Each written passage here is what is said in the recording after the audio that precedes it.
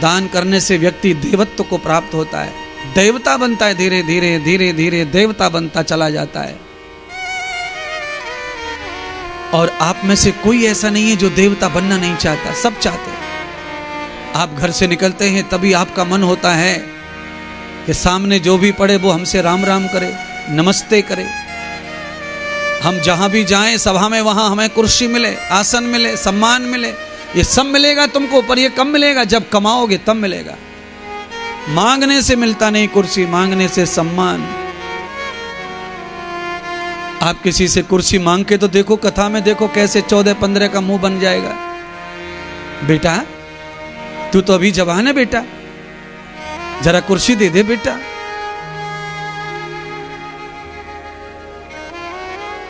उसकी कुर्सी है नहीं, कुर्सी टेंट वाले की है, 3 घंटे के लिए आया है, पर फिर भी उस पर अधिकार। आपने कभी रेल की यात्रा की होगी, आपके पास में 16 नंबर की सीट का रिजर्वेशन है, दुर्ग से नागपुर जाना है, और जब आप चढ़ते हैं उस पे, दुर्ग तक वो सीट किसी और की थी, दुर्ग में वो सवारी उतर गई, उस पे तुम्हारा हो गया रिजर्वेशन, और उस पे कोई और भी एक आदमी बैठ गया था थोड़ी देर। जैसे ही टिकट लेकर आप पहुंचते हैं अपनी सीट के पास, नंबर देखकर सीधा बोलते, भैया भैया ओ भैया ये मेरी सीट, हटो हटो हटो हटो हटो। और आपका खुद का स्टेशन आ जाए, जब आप सीट छोड़कर उतरते स्टेशन पे, तो वो आपकी सीट बैठते समय थी, उतरते समय आपकी सीट नहीं रह गई, और आपके दिल में मन में भी उसके प्रति लालच नहीं रह गया। आप छोड़ के सीट को तत्काल चल देते हैं। तो इसीलिए बंधुओं, यात्रा में कभी जाओ और आपकी सीट पर कोई पहले से बैठा हुआ है, थोड़ी दूर उसे जाना है, तो उसे बिल्कुल भी उंगली मत करो, थोड़ी देर उसे साथ में बिठाकर यात्रा करवाओ, क्योंकि कल हो सकता है तुम्हारे पास टिकट ना हो, तुम्हें भी इमरजेंसी जाना हो, तो 2-4 घंटे तुम्हें भी कोई बिठा ले। सबको हिल मिल राखिए नदी नाव संयोग। इस बात को पूरा करते करते 2 घंटे हो गए महाराज इंद्रदेव। यहां ये बात सिद्ध हो गई कि जीवन में कभी न कभी काम पड़ता है सबसे, इसीलिए हमको दोस्ती ज्यादा दुश्मनी कम रखनी चाहिए। दुश्मनी से किसी का भला नहीं हुआ, दोस्ती से हो सकता है भला हो, लड़ाई से किसका भला होगा? प्रेम से, रीत प्रीत से भला होगा जो होगा सो।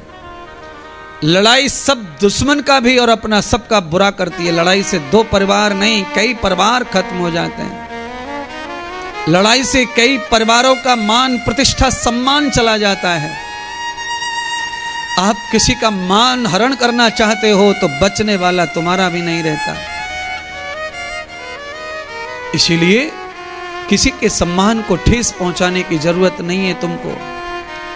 सम्मान जितना हो सके देना सीखो, सम्मान किसी का बिगाड़ना नहीं सीखो। लालच आज है कल नहीं रहेगा, आज पैसा है कल नहीं रहेगा, आज अच्छा समय कल नहीं रहेगा। जब वो बात, वही कर्म हमारे ऊपर आ पड़ता है तो फिर हमें रोना पड़ता है। आपने कल किया है तो आज आपके ऊपर भी वो होगा। कर्म का फल है, वो सबको भोगना पड़ता है। प्यारे बंधुओं, सदगुरु भगवान सुखदेव राजा परीक्षित को कहने लगे, राजन आज भगवान आगे बढ़े, यमुना तट पर पहुंचे और वहां जाकर पता चला गैयां मरी पड़ी हैं।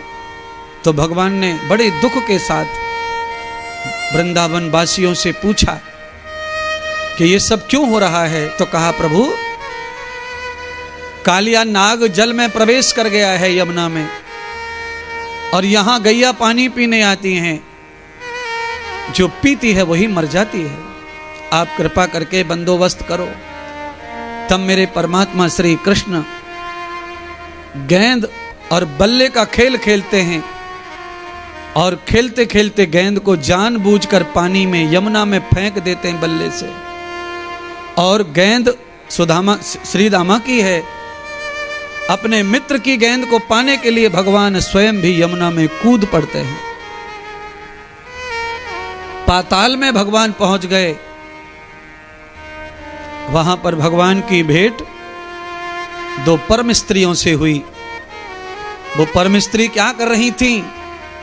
परमात्मा का भजन कर रही थी,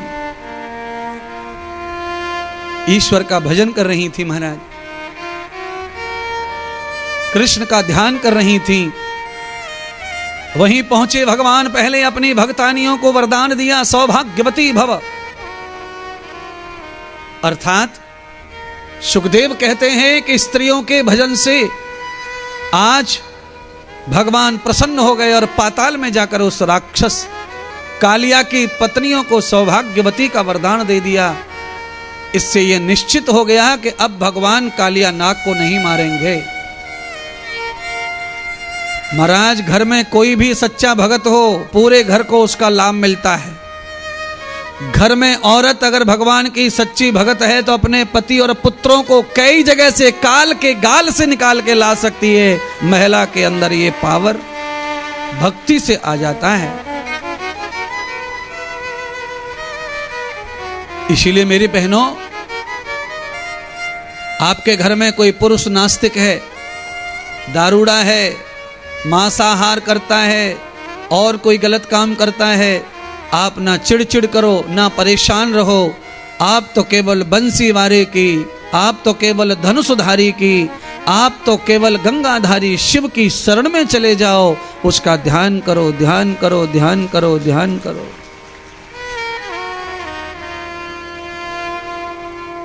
प्रीत अगर तूने सच्चे दिल से लगाई होगी तो एक दिन प्रभु के द्वार पर तेरी सुनवाई होगी।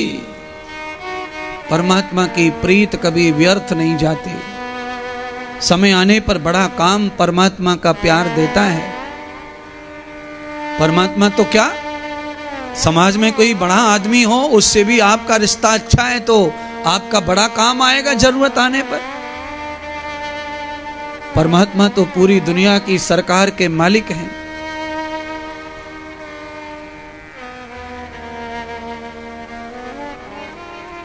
और सारी दुनिया के मालिक परमात्मा है, तो फिर क्या बात है महाराज।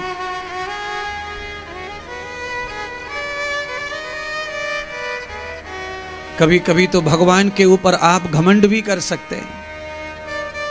आपको भगवान से अगर प्रेम है और विश्वास है आपको अपने प्रेम पर, तो आप भगवान से हट और जिद भी कर सकते हैं। अपने जीवन में आए हुए संकट या बुराइयों को आप डांट भी सकते हैं, उनको कह सकते हैं। क्या कह सकते हैं? जैसे आप यहां कह देते हैं कि हमारी पहचान है सांसद जी से, मंत्री जी से, ऐसे ही आप किसी से कह सकते हैं कि हमारे वो पहचान वाले हैं। काली कमली बाला मेरा यार है, यार है। हाँ, मेरे मन का मोहन तू दिलदार है। हो काली कमली वाला मेरा यार है।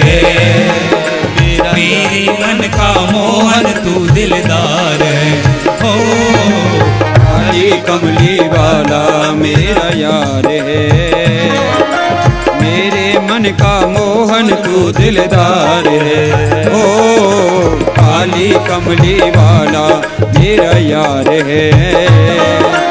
मेरे मन का मोहन तू दिलदार है। तू मेरा यार है, मेरा दिलदार है। तू मेरा यार है, मेरा दिलदार है। तू मेरा यार है, मेरा दिलदार है। तू मेरा यार है, मेरा दिलदार है। ओए ओए ओए ओए काली कमली वाला मेरा यार है। मेरे मन का मोहन तू दिलदार है। ओ काली कमली वाला मेरा यार है। मेरे मन का मोहन तू दिलदार है।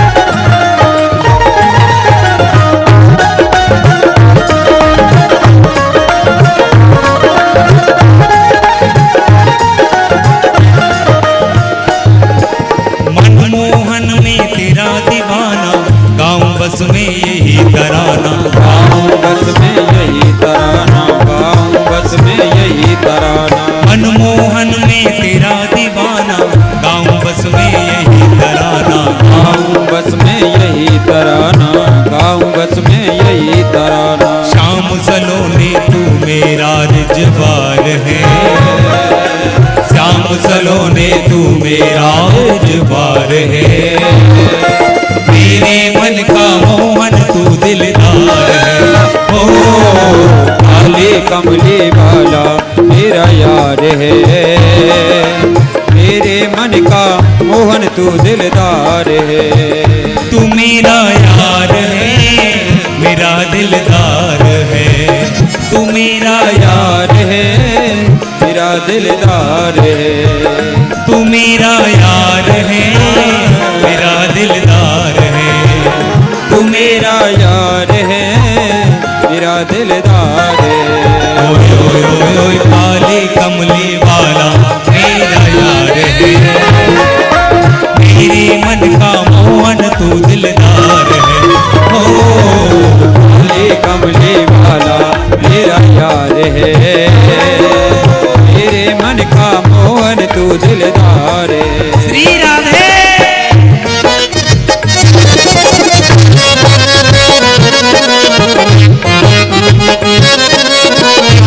बोल सतगुरुदेव भगवान की।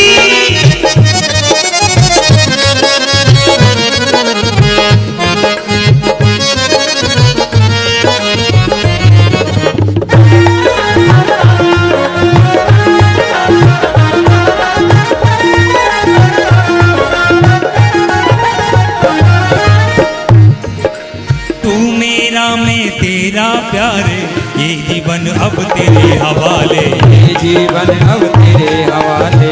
ये जीवन अब तेरे हवाले। तू मेरा मैं तेरा प्यारे, ये जीवन अब तेरे हवाले। ये जीवन अब तेरे हवाले। ये जीवन अब तेरे सहारे। तेरे हाथ इस जीवन की पतवार है। तेरे हाथ इस जीवन की पतवार है। मेरे मन का मोहन तू दिलदार है। ओ काले कमले वाला मेरा यार है। मेरे मन का मोहन तू दिलदार है। ओ तू मेरा यार है, मेरा दिलदार है। तू मेरा यार है मेरा दिलदार है। तू मेरा यार है, मेरा दिलदार है। तू मेरा यार है मेरा दिलदार है। ओए ओए ओए ओए काले कमले वाला मेरा यार है। मेरे मन का मोहन तू दिलदार है। ओ काले कमले वाला मेरा यार है। मेरे मन का मोहन तू दिलदार है।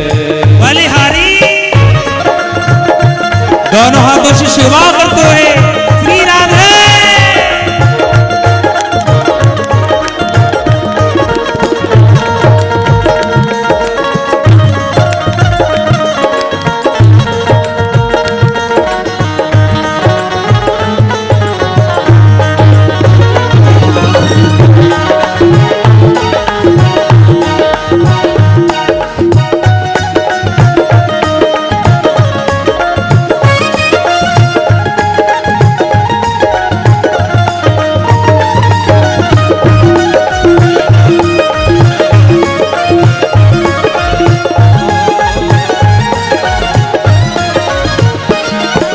पागल प्रीत की एक ही आशा, दर्द दिल दर्शन को प्यासा। दर्द दर्शन को प्यासा। दर्द दिल दर्शन को प्यासा। पागल प्रीत की एक ही आशा, दर्द दिल दर्शन को प्यासा। दर्द दिल दर्शन को प्यासा। दर्द दिल दर्शन को प्यासा। तेरे हर वादे पे मुझको एतबार है। तेरे हर वादे पे मुझको एतबार है। मेरे मन का मोहन तू दिलदार है। ओ काले कमले वाला मेरा यार है। यार है। मेरे मन का मोहन तू दिलदार है। ओ तू मेरा यार है, मेरा दिलदार है। तू मेरा यार है मेरा दिलदार है। तू मेरा यार है, मेरा दिलदार है। मेरा यार है दिलदार है। ओए ओए ओए ओए काली कमली वाला मेरा यार है, यार है मेरे मन का मोहन तू दिलदार है। ओ काली कमली वाला मेरा यार है, मेरे मन का मोहन तू दिलदार है। ओ मेरे मन का मोहन तू दिलदार है, मेरे मन का मोहन तू दिलदार है। ओ मेरे मन का मोहन तू दिलदार है, मेरे मन का मोहन तू दिलदार है, मेरे मन का मोहन तू दिलदार है। भागवत भगवान की जय हो। बोली श्री सतगुरुदेव भगवान की जय हो। जय जय श्री राधे, जय जय श्री राधे, जय जय श्री राधे श्याम। बंधुओं, बड़ी सज्जनता से बैठिए। फिर कहना चाहूंगा कि जगह की बहुत कमी आ गई है। आप सब लोगों की भक्ति उमड़ उमड़ आ रही है। जहां जिसको जैसी जगह मिले सब वहां बैठते चले जाएं।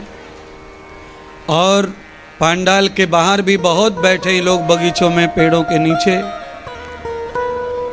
सब धैर्य का परिचय दे रहे हैं। बड़े सुंदर वक्ता श्रोता मिले हैं और पावन हृदय है आप सबका। गर्मी ही बहुत है, सुविधा भी बहुत है, पर कहावत है कि हाथियों के लिए कौन छप्पर बनाए। जब ज़्यादा भीड़ भाड़ होती है तो साधन कम पड़ जाते हैं महाराज। किसी भी प्रकार की कोई घटना ना हो ऐसा निश्चय करके कथा में बैठे आनंद लें। एक दूसरे का सपोर्ट करें। कथा में गर्मी है, जगह कम है, गचपच बैठे। जिनको कोई तकलीफ है, हारी बीमारी है, बीमारी माने बीपी है, हार्ट की बीमारी है, उनको थोड़ी जगह दीजिए, हवा लगती रहे और पावन कथा का भी आनंद लेते रहिए। बोलिए सतगुरु भगवान की जय हो। सुखदेव राजा परीक्षित को सुना रहे हैं कि आज भगवान गेंद को पकड़ लिए पाताल में जाकर। जैसे ही प्रभु ने गेंद को पकड़ा, कालिया नाग जाग गया और उसकी नाक में गंध चली गई मांस की। फुसकार मार मार कर नीला कर दिया पानी और भगवान के शरीर पर भी असर आ गया। भगवान का शरीर भी नीला पड़ गया जहर से। अंत में भगवान ने निश्चय किया कि ये पापी अपने प्रभाव से मेरे प्रभाव को कम कर रहा है, क्योंकि मैंने उसकी पत्नियों को अनुराग और प्रेम दिया, मेरे भक्तों को जो देना चाहिए, पर ये दुष्ट उस लायक नहीं था। पर मैं तो वरदान दे चुका हूं सौभाग्यवती का, अब इसे मृत्यु दंड भी नहीं दे सकता। तब भगवान ने निश्चय किया कि इसका जहर समाप्त होना चाहिए। भगवान ने उसे कमजोर करने के लिए उसको नाथ दिया। दीनानाथ भगवान कृष्ण नाग को नाथ कर अनाथ बना लिया उसको। सारी शक्ति खत्म हो गई उसकी। नाक में भगवान ने उंगली डाल दी महाराज। आप जानते हैं घोड़ा को रोकना, ऊंट को रोकना, बैल को रोकना सब नाथ का ही काम है, नकेल का। नहीं तो ये रुकेंगे नहीं महाराज, इतना बल होता है इनमें। जैसे ही भगवान ने कालिया को नाथा, नाक में नकेल डाली, दोनों पत्नियां डर गईं और पैरों में गिर गईं। वो दोनों जानती थी इस बात को कि मेरे पति को कोई भी दुनिया में बस में कर सकता है तो वो दो ही देवता हैं, या तो महादेव या तो फिर नारायण। ये नारायण और महादेव में कौन है? चरण पकड़ लिए और कहा, हे देव, आप अगर विष्णु हैं तो हम आपकी भक्तानी हैं, हमारे पति की रक्षा करो, हमारा सौभाग्य बचाओ, सुहाग बचाओ। तो भगवान ने कहा, चलो, तुम्हारी पूजा और ध्यान की वजह से ही आज तुम्हारे पति का काल वापस चला गया। पर अपने पति को कहो कि तुमको लेकर सीधा पृथ्वी लोक पर जाए, और मद्राचल पर्वत पर कोई भी जीव नहीं रहता पानी पीने वाला, और मैं इसे वरदान देता हूं कि अब इसे भी पानी की जरूरत नहीं पड़ेगी, और ये भी बिना पानी पिए सालों जी सकेगा। ऐसा वरदान प्रभु ने दे दिया और कहा कि चलो मुझे भी लेकर चलो पृथ्वी पर, और तुम भी चलो। पांचों फन फैला लिए भगवान सवार हो गए अपनी पत्नियों सहित। कालिया जो है यमुना के बीचा बीच पृथ्वी लोक पर आ गया।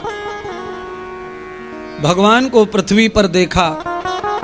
बलराम और सखाओं ने, सारे ब्रजवासी इकट्ठे हो गए यमुना पार। भगवान को शेष के ऊपर देखा तो सब घबरा गए। ये 5 फन वाला शेष अब कृष्ण को नहीं छोड़ेगा। लगता है कृष्ण को इसने अपने मुंह में भर रखा है, फन में भर रखा है। पर भगवान ने जब बांसुरी निकाली और एक पैर पर खड़े होकर बांसुरी बजाई, तब ब्रजवासी और बलराम जी के प्राणों में, श्वासों में श्वास आई। तब लगा कि कुछ तो गड़बड़ है, सांप इसके बस में है, सांप के बस में ये कृष्ण नहीं है, ये कैसे संभव हो सकता है। भगवान किनारे पे आए और शेष को भी विदा किया। सारे ब्रजवासियों ने भगवान की इस लीला को देखा तो नंद का बालक मानना छोड़ दिया और सीधा भगवान मानना शुरू कर दिया। बोलिए श्री नटवर भगवान की जय। भगवान ने एक पैर पर नृत्य किया शेष के फन पर, इसलिए परमात्मा का नाम नटवर हो गया। नाग को नाथ के बस में किया, इसलिए भगवान का नाम नागर हो गया। नंद के लाला हैं, इसलिए उनका नाम नंदा हो गया। गेंद का खेल खेला था, मटकी फोड़ी, इसीलिए गोविंदा हो गया। इतने सारे नाम भगवान के, एक लीला में 4-5 नाम मिल जाते हैं पुरस्कार में। प्रमोशन हर आदमी का होता है, कोई कर्म तो करे। जो सिपाही से लगे थे वो प्रमोशन पाते पाते बड़े अफसर बन जाते हैं, तो नाम बदलते चले जाते हैं उनके। जो टीचर से लगे थे प्रमोशन पा पाकर शिक्षा अधिकारी हो जाते हैं।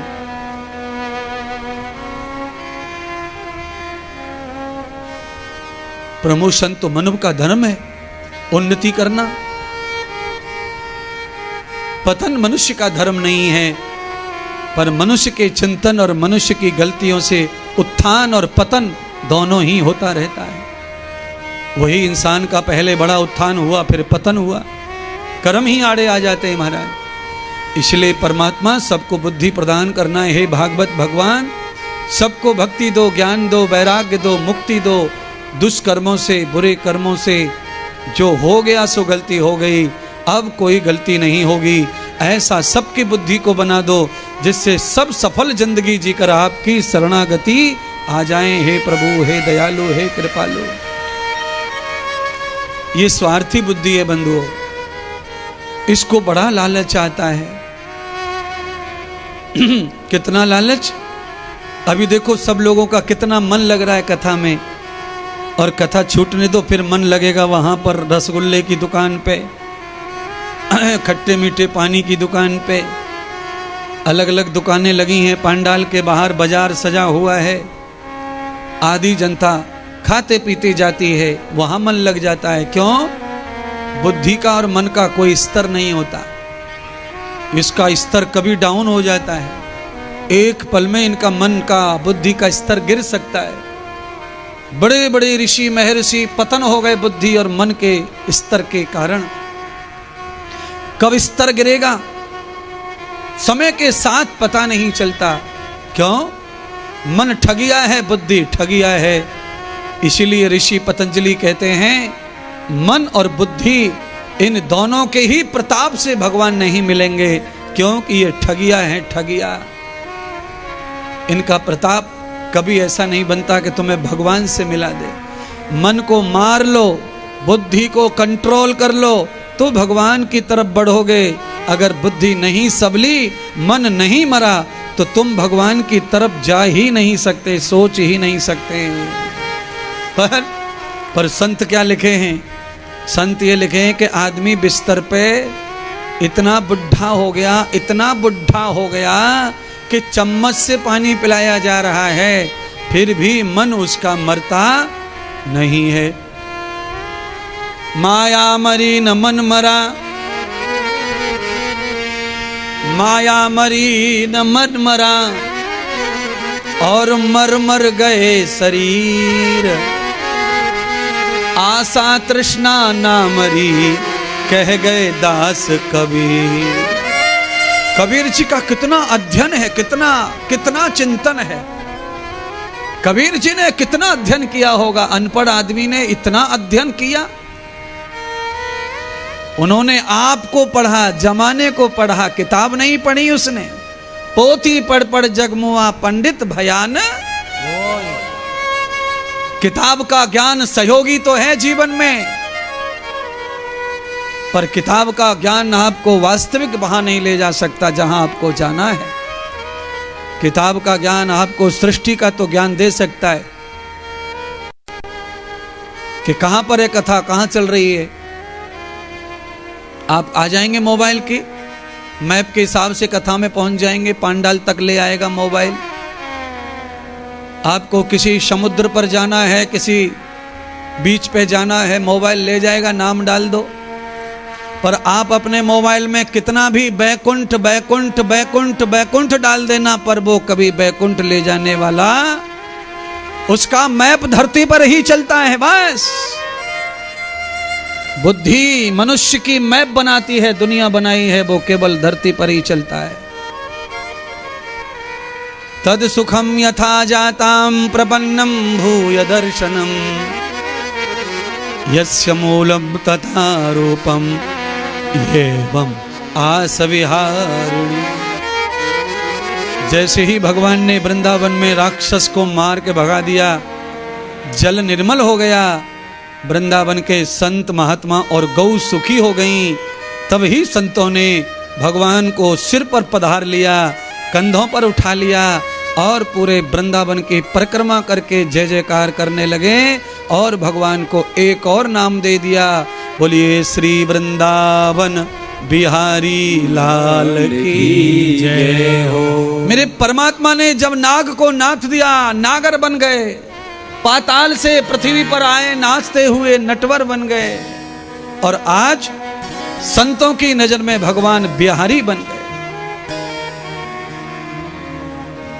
और बिहार कर रहे हैं पूरे वृंदावन में। संतों ने उठा लिया, सोने का सिंहासन बनाया और ठाकुर जी को बिठाया आसन पर, मुकुट पहनाया और नाम रख दिया, आज से ये वृंदावन का ठाकुर है, इसका ही आज्ञा चलेगी वृंदावन में, अब इससे बड़ा पूरे वृंदावन में कोई नहीं है। आज भगवान का एक और नाम ठाकुर पैदा हो गया। बोलिए श्री ठाकुर जी भगवान की जय हो। ठाकुर जी आगे ठकुराई करने महाराज, लंबरदारी कर रहे हैं वृंदावन में। कितने साल के हो गए? 9 वर्ष के हो गए भगवान। 9 वर्ष के बालक को कोई गांव अपना मुखिया चुन ले, ये तो अजब, ये तो बड़ा मुश्किल है, बड़ा कठिन है महाराज। पर भैया वो बालक कहाँ था? उसका शरीर ही बालक जैसा है, निर्मल पवित्र विदाग। बालक का शरीर बड़ा अच्छा लगता है। बालक का शरीर कैसा होता है? कहीं से मोड़ लो, किधर से भी मुड़ जाता है। यहाँ पर जितने बैठे ये 30 और 35 साल के, ये कहीं से मोड़ लेंगे शरीर को है? पाल्टी मार के बैठना कठिन, पाल्टी मर गई तो खोलना कठिन, बैठ गए तो खड़ा होना कठिन, खड़े हो गए तो बैठना कठिन। आधे लोग तो कुर्सी पर बैठे इसीलिए कि धरती में बैठ ही नहीं सकते, और आधे लोग इसीलिए बैठे हैं कि कोई सम्मान लेके बैठे होंगे खोपड़ी में कि हम वो हैं, ये हैं, और आधे लोगों को स्वयं ही सम्मान प्राप्त होता है। तो अपने अपने भाग्य से सबको आसन मिलता है। कथा सबके लिए वही चल रही है। आप कितनी भी कैटेगरी बना करके पंडाल में बैठिए, आप कितने भी वीआईपी बन के बैठिए, पर कथा का फल उसी को मिलेगा जो कथा को सुनेगा, समझेगा, हंसेगा, नाचेगा, गाएगा। बाकी आपको जो सम्मान मिला है ना, वो तो आपके भाग्य का था, मिल गया। कथा नहीं मिलेगी आपको। अब कथा भी आपको चाहिए तो आपको भी सरल बनना पड़ेगा, सामान्य बनना पड़ेगा, तो आपको कथा भी प्राप्त है। आपका भाग्य पहले ही अच्छा है कि आपको पांडाल में सम्मान मिल रहा है। दूसरा, फिर आप कथा में भी रुचि लग रहे हैं, तो फिर क्या कहना, फिर तो ये नेले पे दहला हो गया आपके भाग्य के लिए। आपके ऊपर परमात्मा बहुत कृपावान है, आपको ये आज समझ लेना चाहिए। पांडाल में कथा में आते वक्त जिसको सम्मान प्राप्त हो समाज से, और फिर कथा में भी रुचि हो, ऐसा आदमी भगवान का पूर्ण कृपा पात्र होता है।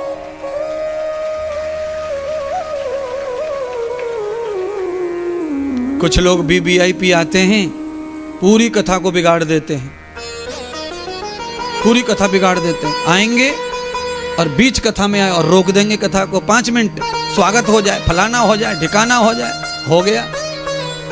और उसके बाद में कोई कोई तो भाषण भी ठोक देता है 1 मिनट का। जब तक भगवान क्या करें, व्यास जी महाराज क्या करें, ये प्रवचन जो कर रहा है वो क्या करे, बेचारे उसका तार टूट जाता है, उसकी कंटिन्यूटी छूट जाती है। अब उसको इनका सुनना और फिर दोबारा सुनाना बड़ा कठिन हो जाता है। देखिए, आपने देखा होगा, कारीगर काम करते हैं लकड़ी का काम करके जब उसे सजाते हैं तो उस पर माइका चिपकाते हैं, और जब उस पर माइका चिपकाते हैं तो उसमें कहीं पर भी हवा न रह जाए, एयर न रह जाए, गैस न रह जाए, इतना ध्यान रखते हैं। और उसमें तनक भी कहीं भी गैप रह गया, हवा रह गई, वहीं सनमाइका नहीं चिपकता।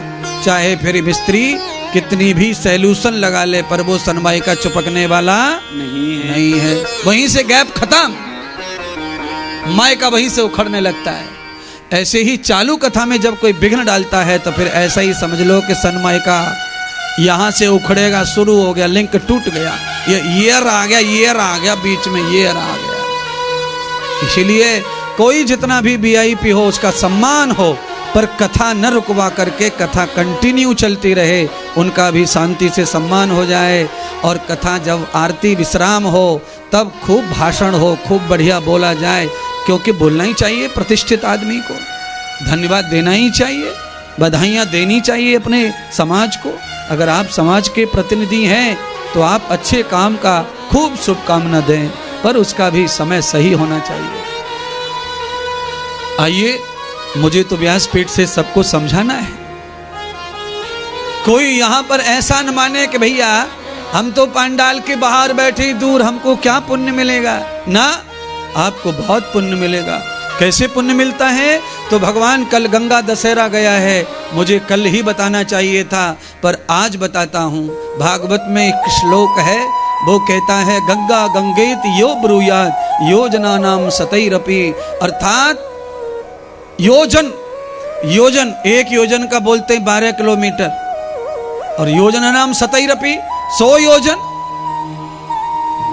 100 का 12 में, 12 का 100 में गुणा कर दो। इतनी दूर भी कोई गंगा से रहे और गंगा का सच्चे हृदय से नाम ध्यान कर ले, गंगा नहाने का ही फल प्राप्त हो जाता है। ऐसे ही ये ज्ञान गंगा जो बह रही है, इसमें आप जितनी भी दूर बैठे हैं, पेड़ों के नीचे, रोडों के बाहर, जहां तक भी आप सुन रहे हैं, टीवी पे, मोबाइल पे, वहां तक भी आप इसका पूरा स्नान कर सकते हैं, पर आपका विश्वास अटल और श्रद्धा पूर्ण होनी चाहिए। अब आप अमेरिका में भी लोग कथा सुन रहे हैं इस समय, ऑस्ट्रेलिया में भी सुन रहे हैं लोग, न्यूजीलैंड में भी सुन रहे हैं लोग कथा, वियतनाम में सुन रहे हैं, श्रीलंका में सुन रहे हैं, स्पेन में सुन रहे हैं, पेरिस में सुन रहे हैं, मॉरिशस में सुन रहे हैं, बांग्लादेश में सुन रहे हैं, कहाँ नहीं सुन रहे, बर्मा में, थाईलैंड में, न्यूजीलैंड में, ऑस्ट्रेलिया, सब जगह कथा सुन रहे हैं लोग। क्या मिलेगा उनको?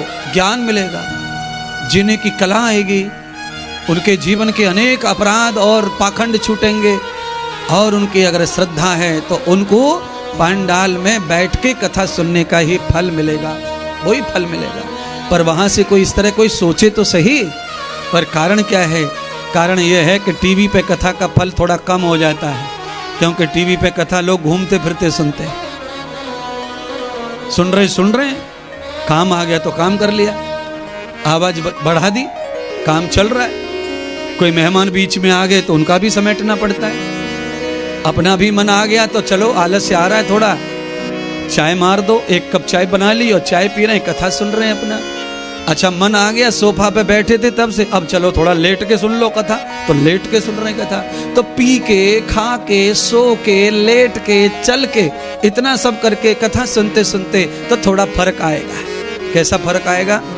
जैसे सोते सोते आप पानी नहीं पी सकते, पिएंगे तो कोई तकलीफ हो सकती है, और सोते सोते आप खा नहीं सकते, वहाँ भी तकलीफ हो सकती है। चलते चलते, बोलते बोलते आप सो नहीं सकते, खा नहीं सकते, वहाँ भी कम पड़ रहा है।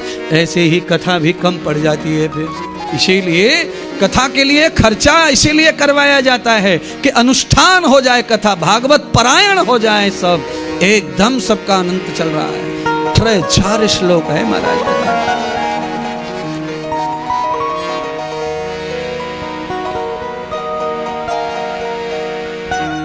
जय जयकार हो रही है भगवान की, सब संत भगवान को पूज रहे महाराज। मुकुट पहना दिया हीरे मोती सोने का, और सोने का सिंहासन दे दिया, ठाकुर बना दिया।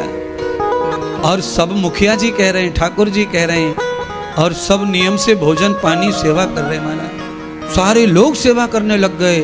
9 साल में तो भगवान पूजने लग गए महाराज। अब बोलिए, और भी कई बच्चे भारत में पैदा हो रहे हैं, कई बच्चे कथा कह रहे हैं, 10 साल के, कोई 9 साल के, कोई 8 साल के, कोई 10 साल के कह रहे हैं, तो उनकी पूजा हो रही है, आरती होती है, पूजा होती है, पैर लोग पूजते हैं उनके बच्चों के।